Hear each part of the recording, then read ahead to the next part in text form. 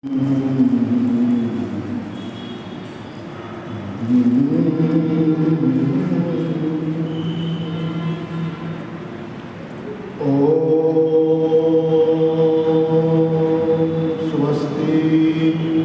श्री गणेशाय नमः। श्री सरस्वती नमः। श्री सद्गुरुवे नमः। ओम नमो भगवते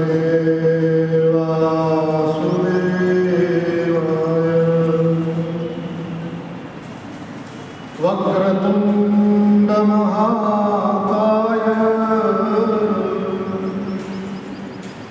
सूर्यकोटि समप्रभ निर्विघ्नं कुरु मे देव शुभकार्येषु सर्वदा। वंशी विभूषितकरा नवनीरदाभा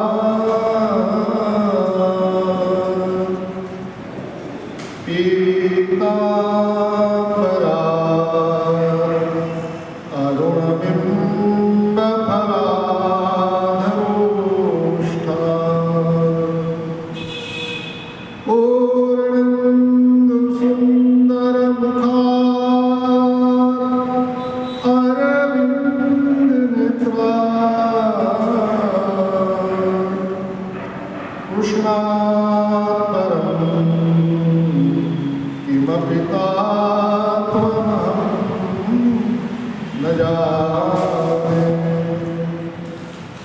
कृष्णस्त्वदीयपदपङ्कजपङ्करान्ते अद्येव मे विशतु मानसराजहंसः। प्राणप्रयाण समये कफवातपित्तैः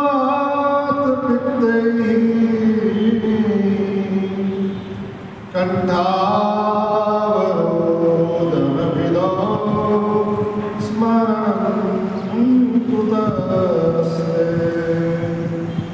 श्रीद्वारकेश भगवन् भुवनैकमत्य याचेतवं श्रीवरं शिरसा विवन्द्य। संसारतापपरितप्तमिदं मनो मे स्वानन्दकन्द रसपानरतं कुरुष्व। बोलिए श्री द्वारिकाधीश की जय। श्री बालकृष्ण भगवान की जय।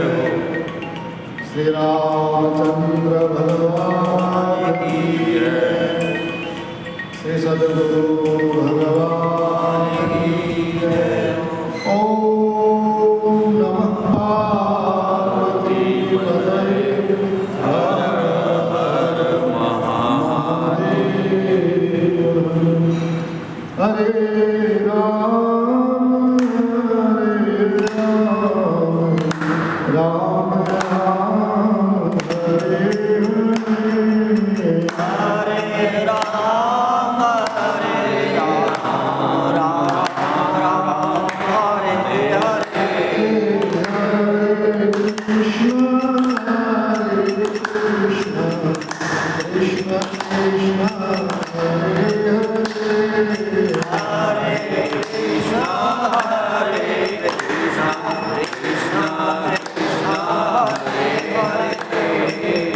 हरे राम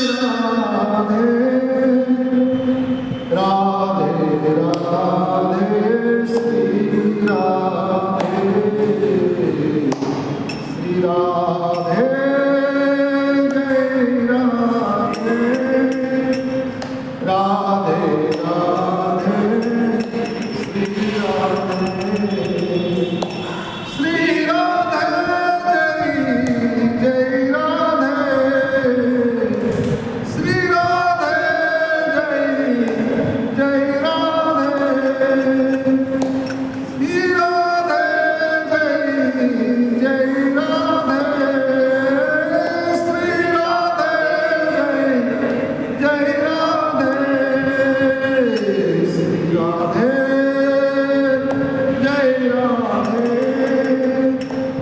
जय श्री कृष्ण बोलो श्री राधे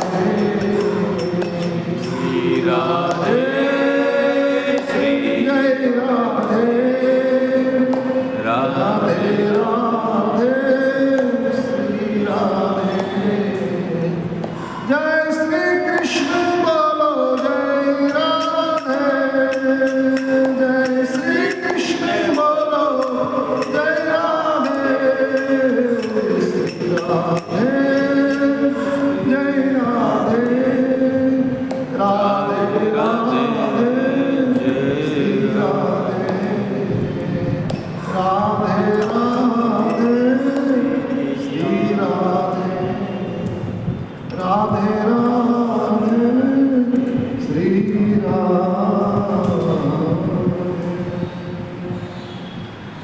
श्रीमद् भागवत नित्य सत्संग कथा में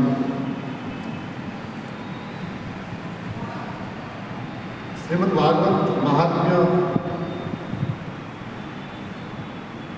में बताते हैं कि महाराज भक्ति महारानी और नारद जी यमुना तट पे अपनी व्यथा भक्ति महारानी ने बताई, तो उसके उपाय नारद जी जो कहते हैं कि वो कथा है। व्यथा बिना कथा मिटेगी नहीं जीवन में, चाहे कोई भी व्यथा हो, संसार में हो या लौकिक अलौकिक, कोई भी व्यथा जो है उनका उपाय औषध या संबल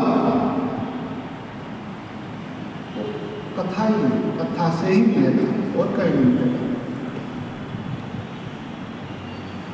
और अवश्यम भाविनो भावा भवन्ति महतामपि, कितना बड़ा आश्वासन हमारा ये शास्त्रों में बताया। ऐसा नहीं, यह व्यथा हर किसी को परेशान करती है, और जो हमारे भाग्य में, मेरे प्रार्थ में जो होने वाला है वो तो होकर ही रहेगा।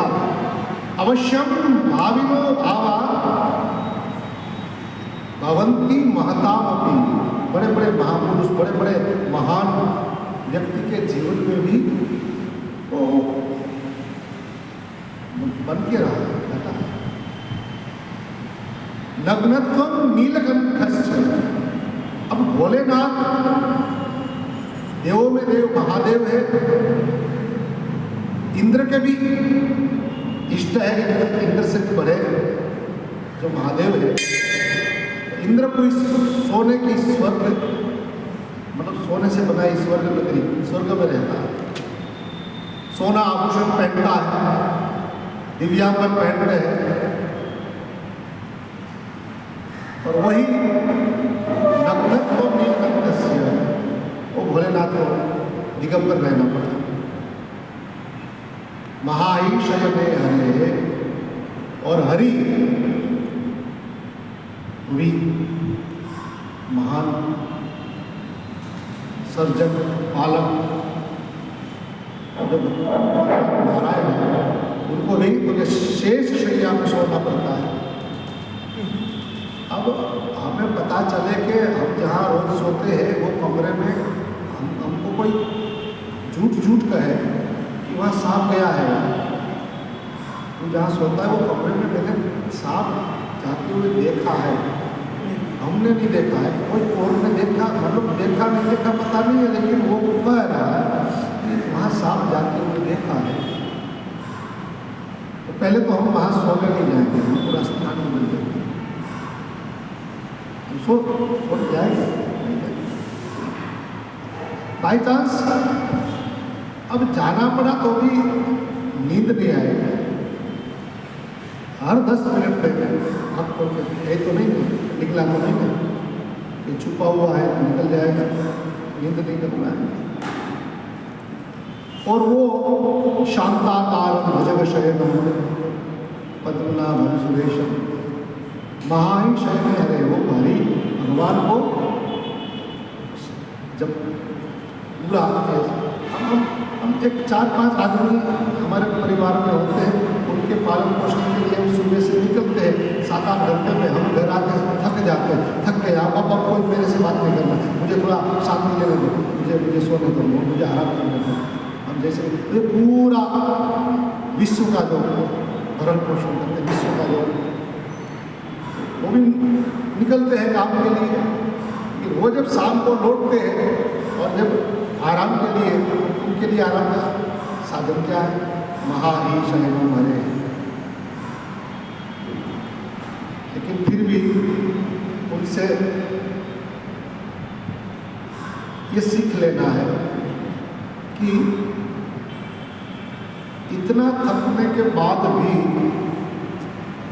जब लौटते हैं अपने घर, तब जो आराम के लिए मिला है, अवश्यम भाविनो भावा भवन्ति महतामपि, और मेरे भाग्य में, मेरे प्रारब्ध में तो यही चीज था, वो स्वीकार कर लिया। और उसके बाद तो कहते हैं कि शांता का शांति से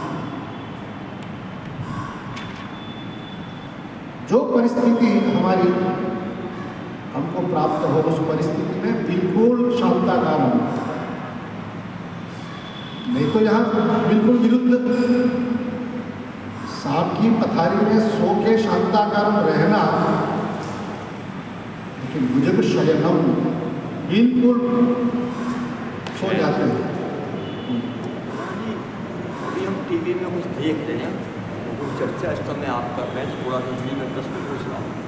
खेती कर रहे हैं सांपों की चीन में और कई जगह, और सांप ऐसे डोल रहे हैं जैसे हमारे घरों में सामान रखा रहता है। वो क्या नाटक है? हमने आंखों से देखा और वो दिखा रहे हैं, ये देखिए, तो वो भी उसमें क्या क्या संवाददाता है, तो भाई देखो ये सब कुछ है, लेकिन आप अपने घर में कुछ सांप वगैरह आया तो ऐसा मत कुछ करना, खेलना मत ही ना। तो महाराज जी वो क्या नाटक है? जो सांपों की खेती कर रहे हैं, हमें ताज्जुब हुआ, खेती कर रहे हैं और वो व्यापार कर रहे हैं, उससे जहर निकाल कर, ये क्या है महाराज जी? तो मतलब कहने का मतलब ये, वो हमको आप थोड़ा समझाओ कि वो कैसे सांप है, वो सांपों को पास घर में ऐसे रखे हैं ढेर सारे, उन्होंने भर भर के उनने, तो ये क्या नाटक है? और जो हमारा ये शास्त्र कह रहा है भुजग शयनम शांताकारम भुजग शयनम, जी ये लीला क्या है, वो क्या है? और जो हमको आप बता रहे हैं ये क्या है? हम तो सांप से डरते हैं। नारायण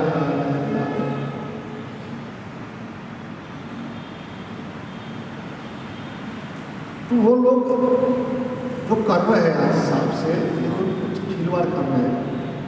पहले तो सबसे बड़ी और सबसे बात तो है कि अच्छी बात कि ये पाप है, वो तो खेती कर रहे हैं महाराज जी। हाँ, ये बिल्कुल अपराध है, पाप है। क्योंकि कली से पहले, कलयुग से पहले इससे भी बड़े बड़े सांप, इससे भी बड़े सिद्ध मतलब मणिधर सांप 3 युग में रहे, 3 युग में दर्शन है। और उसमें नवनाग जो तक्षक, वासुकी,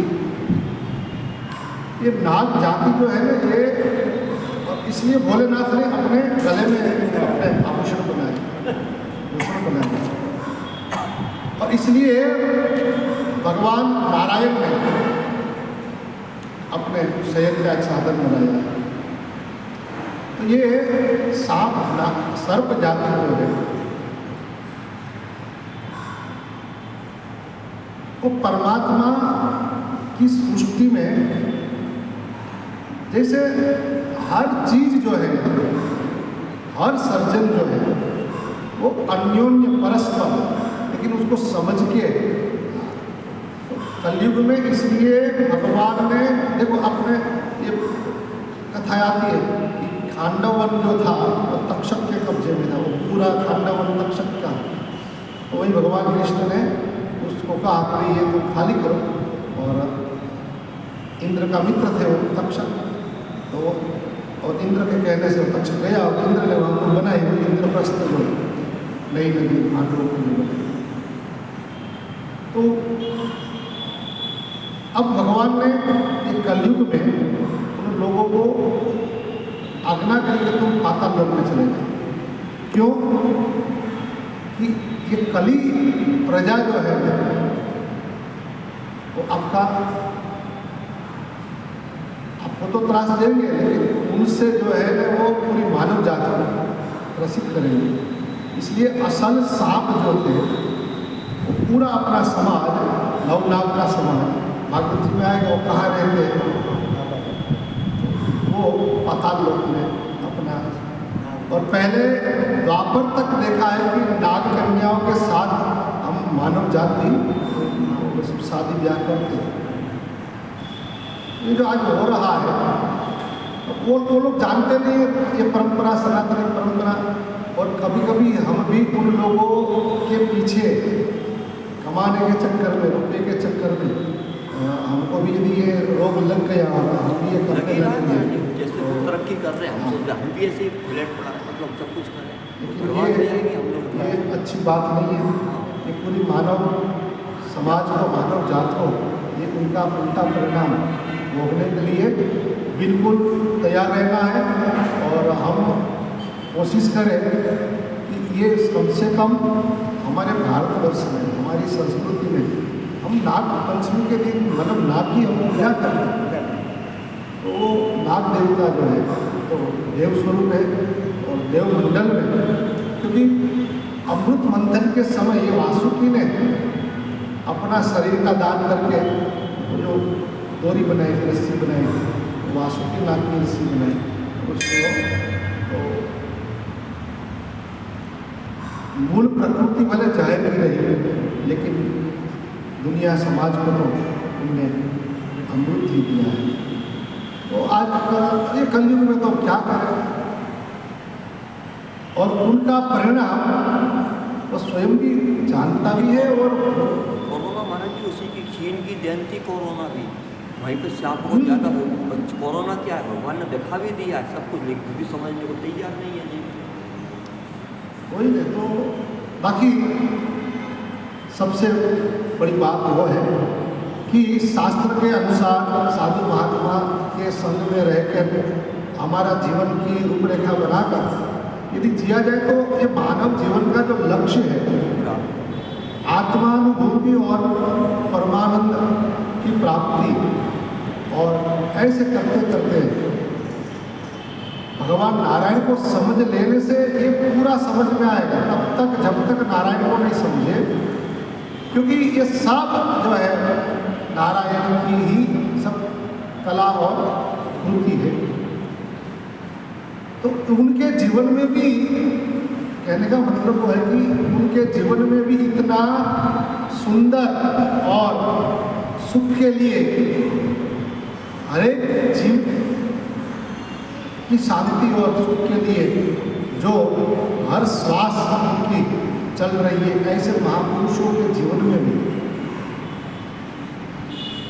दुख आता है, समस्याएं बनी रही, लेकिन फिर भी उस समस्या को स्वीकार करते हुए वो अपनी मौज में, अपनी मस्ती में रहते हैं। तो अवश्य नाविको भावा, ये जो प्रारब्ध एक ऐसी चीज है जो हमने ही उसको बनाया है, वो कोई नहीं बनाने वाला, और हम मानने को तैयार नहीं है, स्वीकारने को तैयार नहीं है।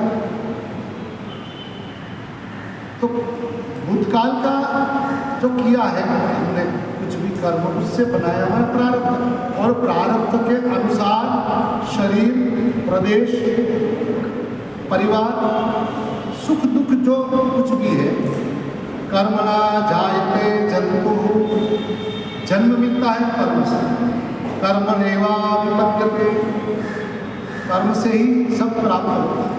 सुखम दुखम भयम क्षेमम, भगवान कृष्ण कहते हैं सुख दुख भय क्षेम जो भी कुछ है वो सब कर्म से ही प्राप्त होता है।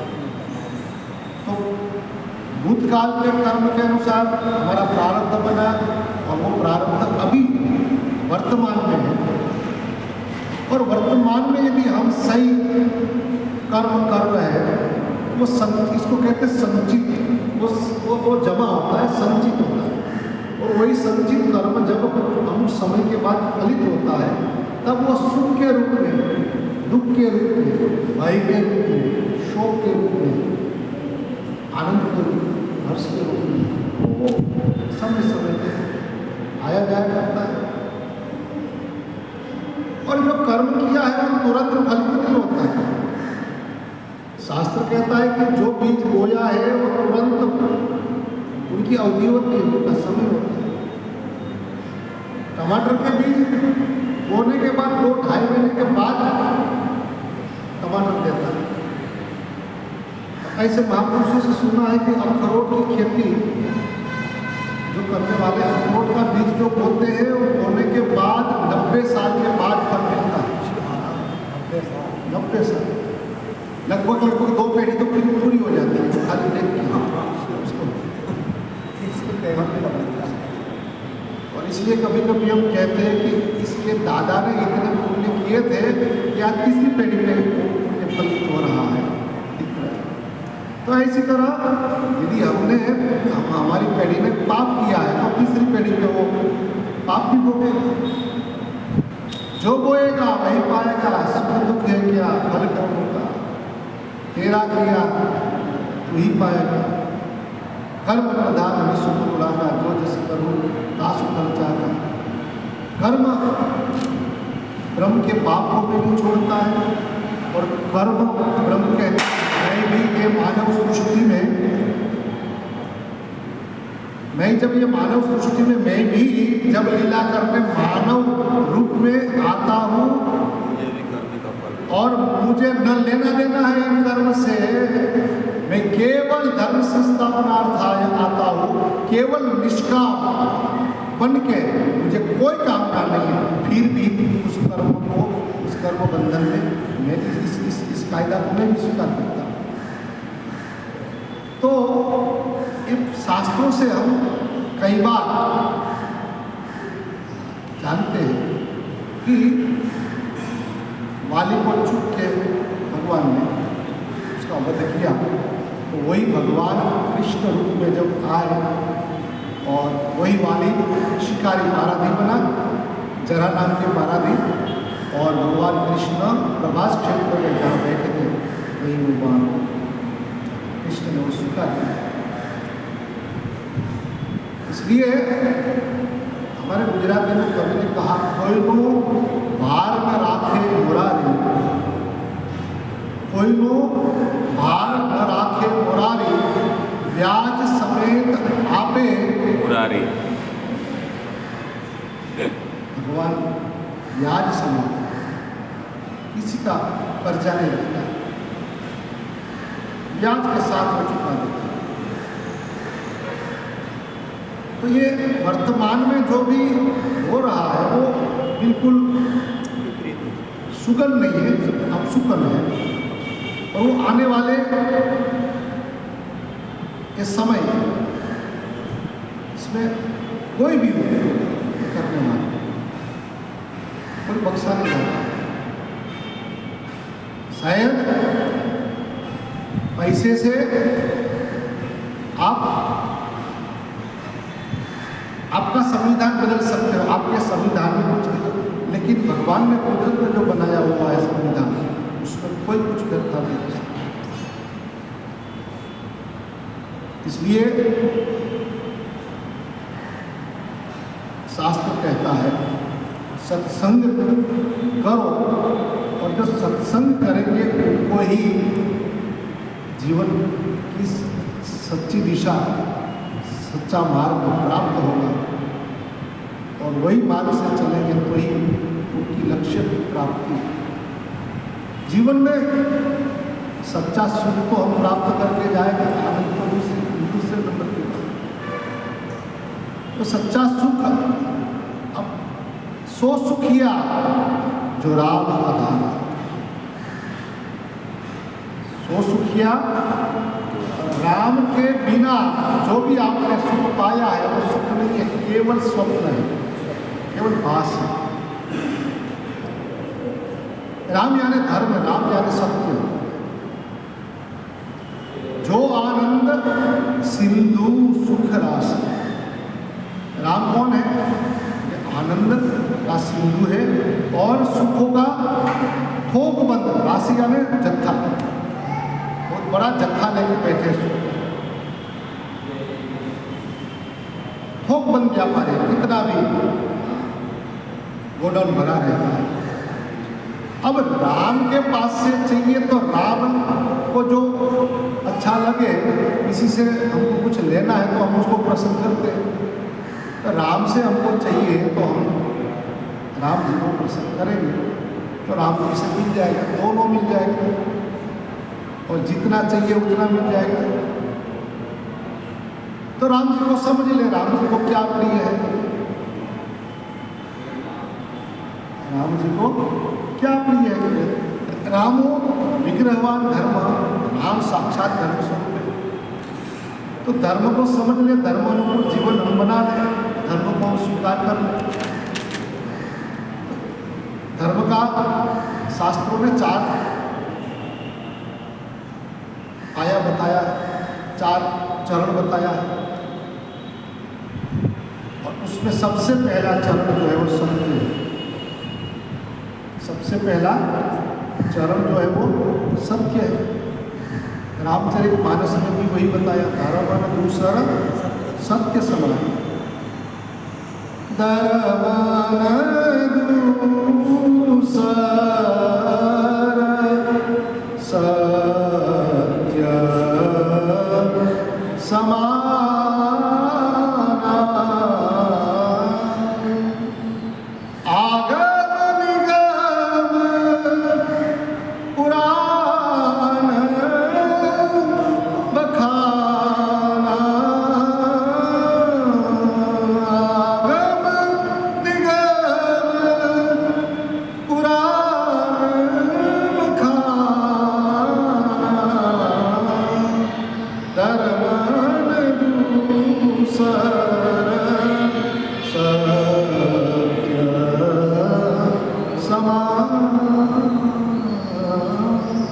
सबसे पहले सत्य, फिर दया, फिर तप और दान। सत्य, दया, तप और दान।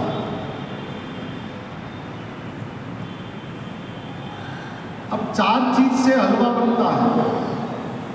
सत्यनारायण का हलवा जब बनाएंगे, सत्यनारायण को लाना है तो सूजी का हलवा बनाएंगे, तो सबसे पहले सत्य यानी घी, घी के बिना होगा ही नहीं।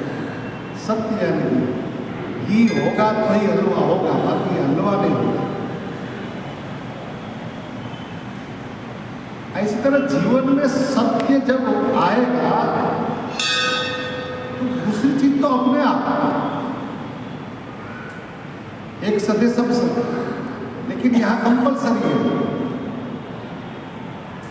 दूध कम होगा, पानी डाल देना चलेगा। चीनी थोड़ी कम होगी, कोई बात नहीं, डायबिटीज ना हो, कम खाएंगे तो वो अच्छा है, तो वो भी चलेगा। लेकिन घी जो सूजी का जो हिसाब है उतना ही चाहिए, हिसाब से घी कम पड़ेगा तो अभी चिकना हो जाता है, पूरा गणित है उसका। तो ऐसी तरह सत्य चाहिए, पूरा चाहिए, मतलब सत्य पूरा ही, मतलब सत्य हिसाब से ही चाहिए, उसमें कम ज़्यादा चलता ही नहीं। पर एक दिन में झूठ बोल लो और फिर पूरा नहीं बोल, सत्य सत्य। सत्य निकल गया, जीव की यूँ अशांति, सत्य निकल गया सबके जीवन में सत्य। तो पहले हम सुन चुके हैं सत्य का, यदि सत्य नहीं है तो अशांति, सत्य का फल शांति है। महाराज धर्मानुकूल जीवन हम जिए तो राम जी प्रसन्न हो जाएंगे, राम जी प्रसन्न हो जाएंगे तो अपने आप कृपा बरसे। मिलता है सच्चा सुख केवल भगवान तुम्हारे चरणों में सिया राम तुम्हारे शरणों। सनातन शास्त्र कहता है कि औरों को दुख देकर सुखी होना वो तो मूर्ख भरी बात है। यहाँ तो जो देते हो वही पाओ, ददाति प्रतिगृहणा, जो आप दे रहे हो वही आपको प्राप्त हो। यदि आप के मन की भावना सुख देने की है तो दुनिया आप कहीं भी जाएंगे, आप जान अनजान कहीं क्षेत्र में आपको सुख ही देंगे दुनिया। और यदि आपकी भावना दुख देने की है औरों को, तो अपने तो छोड़ो, अपने तो छोड़ो, तो स्वयं हम भी हमको सुख नहीं दे पाते। स्वयं हम भी हमको अपने आप को सुख नहीं दे पाते। ये जो भी कुछ हो रहा है वो सब दुख की अपनी तैयारी कर रहे हैं, दुखी होने। और आज भी ऐसा नहीं है, लोग कहते हैं कि वातावरण कहाँ स्वच्छ रहा, हवा भी कहाँ स्वच्छ रही, तो भी जीने वाले सो और बिल्कुल निरोगी रहते हैं, बाकी सब कुछ अच्छा खाते पीते हैं, सब कुछ करते हैं, लेकिन फिर भी 50 साल के बूढ़े हो लगते हो। तो महाराज ये सत्संग बस उतना ही कहते हैं कि सत्संग सत्कर्म की ओर ले जाते हैं। सत्संग से क्या होता है, हमारा जीवन का जो आजकल हम समझे नहीं है, तब तक हम वो कर रहे थे, मूड कर रहे थे, लेकिन अब समझ में आया कि नहीं भाई ये नहीं करना चाहिए। तो उस सत्कर्म की ओर ये सत्संग ले जाता है। सत्य आया तो फिर दया धर्म का मूल है, पाप मूल अभिमान, तुलसी दया छाटी जब तक घट में प्राण। सत्य है दया, और फिर जब दया का भाव आ गया है तब सहनशील।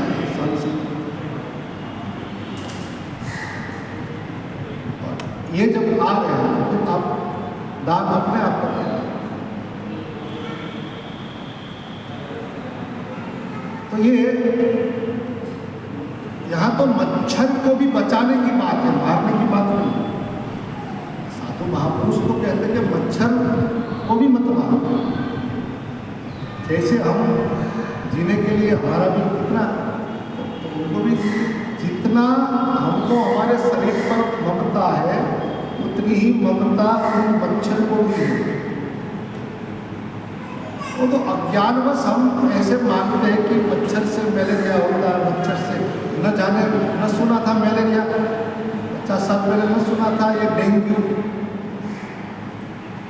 मच्छर डेंगू के मच्छर, इसके मच्छर से ये नहीं सुना था। आज हम सब डरते और कितनी हिंसा कर देते। और उसमें कई लोग कहते हैं भगवान ने गीता में कहा है कि मारने वालों को मारने में पाप नहीं है, लेकिन वो कहाँ मार के आया तुम? उसको पता नहीं था कि तुम यहाँ विराजमान होने, तो वो आता ही नहीं। यदि उसको पता होता कि आप महानुभाव यहाँ विराजमान है तो वहीं से वो दिशा भूल जाता, वो आते नहीं, वो भी जानता है। जब बेचारा वो मूड था इसलिए आ गया तेरे हाथ में। तो मच्छर को अपनी व्यवस्था कर ले। हम बेट द्वारिका में पढ़ाई करते थे, बहुत छोटी उम्र थी, जवान, थोड़ा जोश भी था, थोड़ी अज्ञानता के कारण लेने गए थे ज्ञान, लेकिन थोड़ी जब तक तो महाराज वहाँ हमारे गुरु जी महाराज ने वहाँ तुलसी चौरा नाम की जगह है, वहाँ महंत जी के पास ज़्यादा से ज़्यादा 9 से 10 साल का लड़का उनको वही दीक्षा दी थी, तो वो उसके शिष्य के रूप में वो सुबह में सब हमारे गुरु जी महाराज सब लोग द्वारकाधीश जी की मंगला आरती में सब दर्शन के लिए सब मिलते थे। उनमें ये बालक को देखा हमारे गुरु जी, वो गुरु महाराज को कहा कि महाराज इनको हम ये आपके शिष्य को हमको सौंप दो, हम उसको पढ़ाएंगे संस्कृत। तुम महाराज राजी हो गए, चलो कोई बात नहीं, आएंगे आप आएंगे। वो अगर पाठशाला में आते थे तो उस समय वहाँ देखभाल में मच्छर की थोड़ी समस्या, महाराज बैठे बैठे पढ़ाई करते करते ऐसे महाराज वो बोले कितनों को मारेंगे, आज याद है, कितनों को तुम एक मार रहे हो, वहाँ 10 पैदा हो रहा है। बिल्कुल सही बात है। कहाँ पहुँचेंगे आप? एक मार रहे हो, वहाँ 10 पैदा हो रहा है, कहाँ पहुँचेंगे आप? रक्त बीज, सब रक्त बीज है। तो उनके लिए तो कोई दैवी शक्ति यदि आए तो काम करे, बाकी हमारा काम नहीं है। तुम तुम्हारी व्यवस्था करो, मच्छरदानी ले लो, उनमें भी हम लोग अब ये वो कैसे कैसे साधन बनाए गए कमाने के लिए। ऐसा कुछ वो है, वो जाली वाला बनाए महाराज, ऐसा घुमाओ तो मच्छर उसमें मर जाता है, करंट लगता है, करंट लगता है, मर जाता है। वो करंट भी हमको दिया जाता है।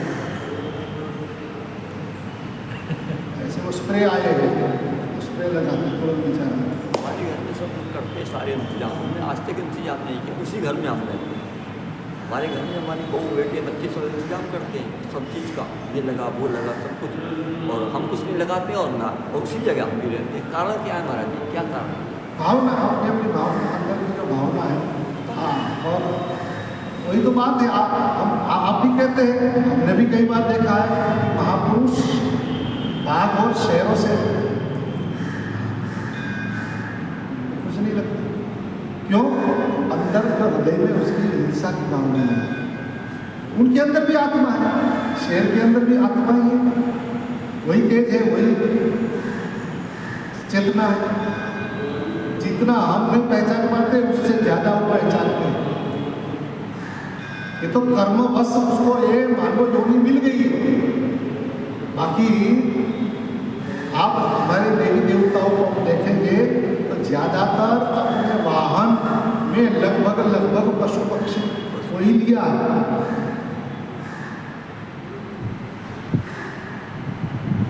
हमने सुना कि भाई चल भाई उपेंद्र राजा, थोड़ा मुझे यहाँ से तेरे कपड़े को बिठा कर ले जाए। वो हनुमान जी भी मानव जात में थोड़े, वैसे देखा जाए तो हनुमान जी ने उठाया दोनों को, एक कोई दोनों को उठा के लगे।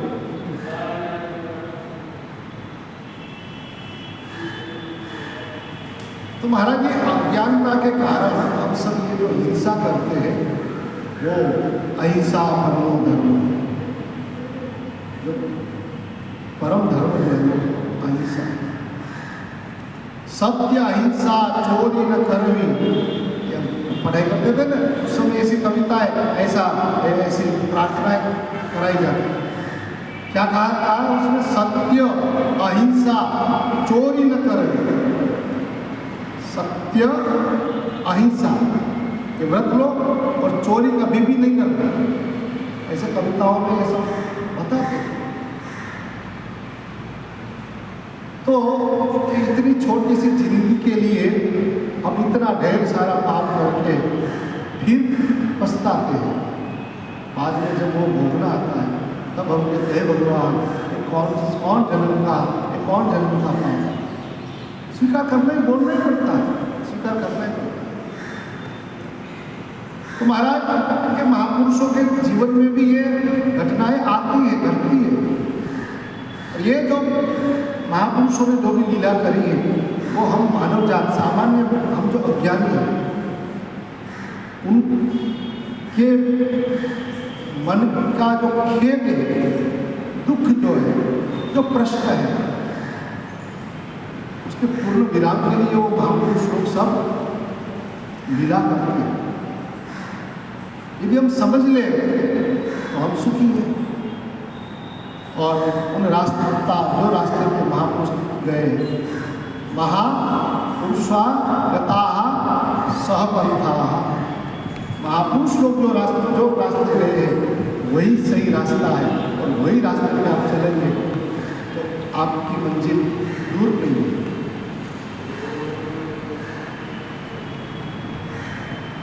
तो महाराज यहाँ नारद जी और भक्ति महारानी अपनी भक्ति महारानी व्यथा करी, और नारद जी ने कथा शुरू कर दी यमुना जी के तट पे। यमुना तो कहते कर्म का प्रतीक है यमुना, और ये कर्म जो है यहाँ कर्म के बिना एक क्षण भी कोई नहीं रह सकता है।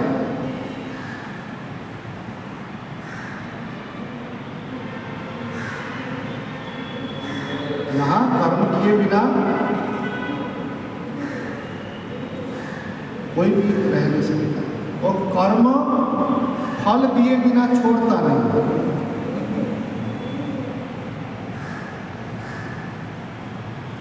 और धर्म वो कहता है कि छोटा सा भी कल्याणकारी कर्म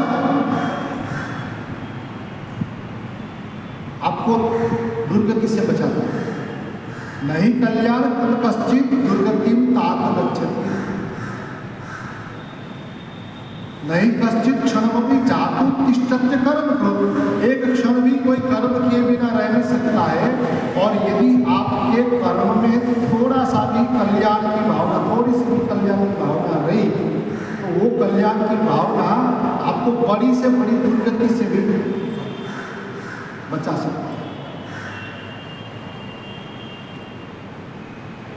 तो कर्म धर्म कर्म यदि साथ में रहे तो जीवन का जो मर्म है वो अपने आप हम समझ सकते हैं, समझ जाएंगे।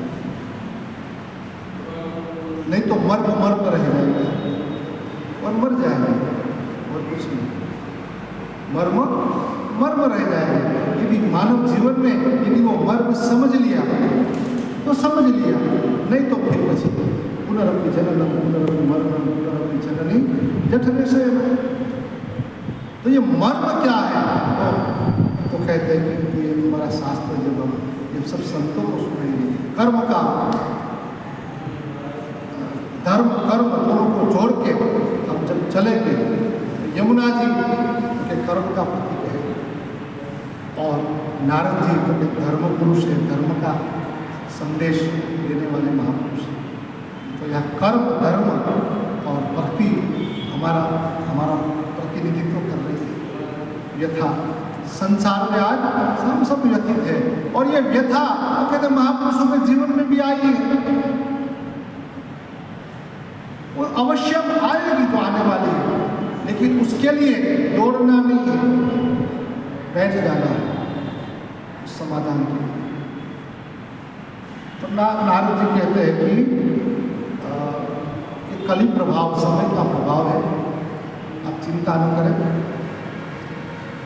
और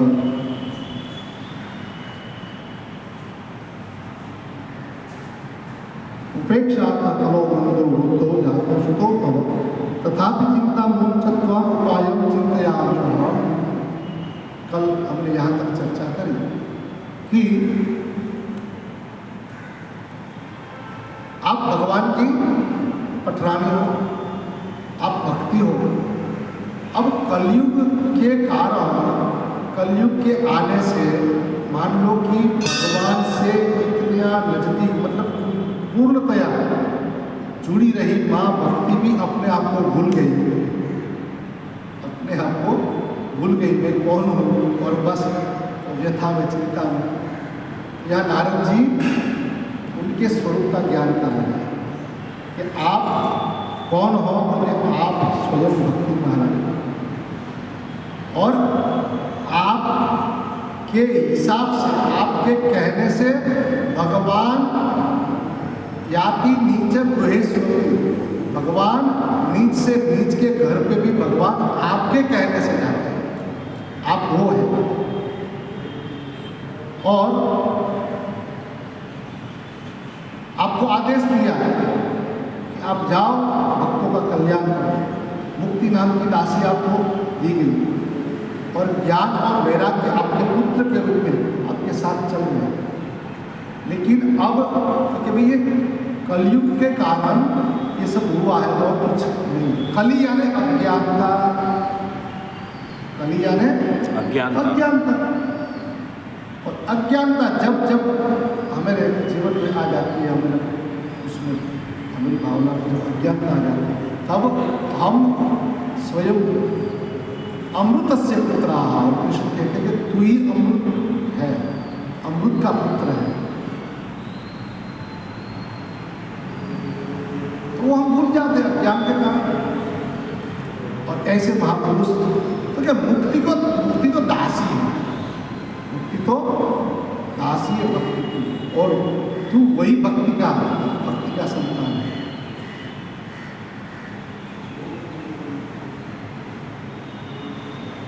लेकिन काल योगे न जर्जर इस समय के कारण ये हुआ है, इसकी चिंता न करें। अभी सो गया है ज्ञान वैराग्य, तो उसको जागृत करेंगे और जागृत करने के बाद उसको पुनः नवयौवन प्राप्त हम कराएंगे। महापुरुष ने आश्वासन दिया।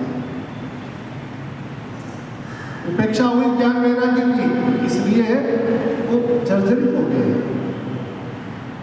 तथापि चिंता उपाय चिंतयाम्य हम, अब तो चिंता छोड़ और मैं कुछ न कुछ उपाय करता हूँ। अब देखो महाराज, भक्ति महारानी को आश्वासित किया, लेकिन आगे के श्लोक कलिना सदृशोऽपि युगो नास्ति वरानने तस्मिन् त्वां स्थापयिष्यामि गेहे गेहे जने जने। आज तेरी और तेरे बच्चों की जो उपेक्षा कर रहे हैं ये समय, लेकिन यही समय में नामुमकिन में मुमकिन कर दूंगा मैं। वही महापुरुष है, नामुमकिन को मुमकिन कर दूंगा, मुमकिन कर देना। तो कहते हैं कि कलयुग में ये नामुमकिन है। वैसे तो कलयुग सब कर रहे हैं, कलयुग में कहाँ भजन होगा, कलयुग में कहाँ ये सब कोई सत्य नहीं रहा, न दान न तप न दम। ठीक है, ये कलयुग का लक्षण ये है, सत्यम नास्ति दया दानम, ये सब कलयुग का लक्षण है। लेकिन ये महापुरुष कहते हैं कि हम जब तक है तब तक हम नामुमकिन को मुमकिन कर देंगे।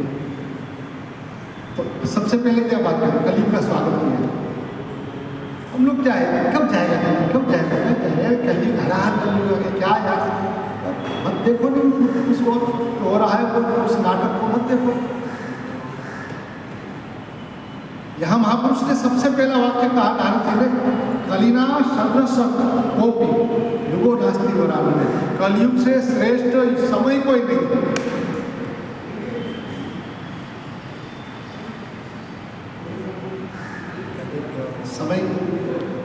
समय बलवान है, महापुरुष जानते हैं।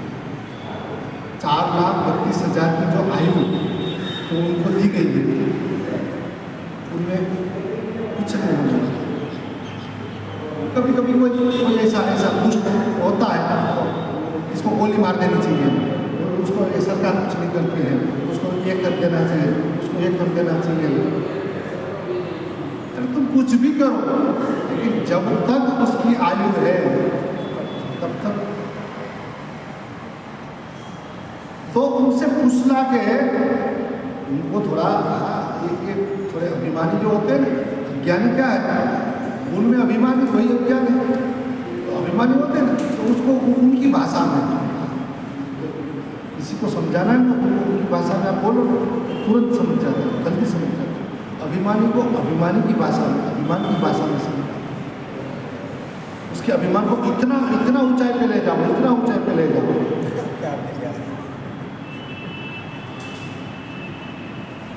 आप गिराने की कोशिश नहीं करो, उसको और उठाओ और उठाओ।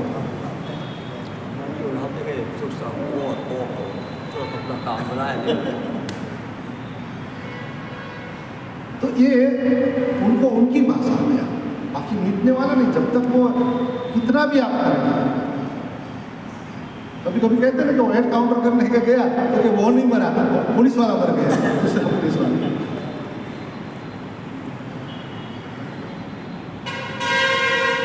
तो कलयुग महापुरुष जानते हैं, अब समय उनका है, अब हम हटा नहीं हटेगा। परीक्षित जी महाराज ने भी पधारिए, आइए, लेकिन एक सीमा नक्की कर दी उसकी, इसके सिवा कहीं भी नहीं जाना। लेकिन हम ये कलयुगी जीव बस वही कलयुगी है, जिनके पीछे जो दौड़ते हैं वो सब कलयुगी। और कलयुग में क्या है? दुख है, दंभ है, रोग है, शत्रु है, ये कलयुग।